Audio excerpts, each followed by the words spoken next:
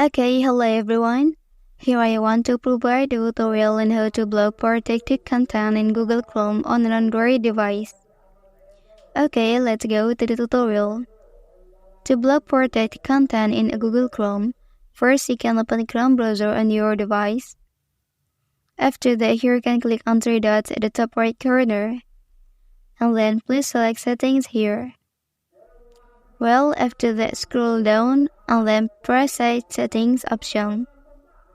Okay, and then here you can scroll down again, and then you can select protected content. Well, to block protected content, you can activate the third option here. Okay, that's the tutorial on how to block protected content in Google Chrome on an Android device.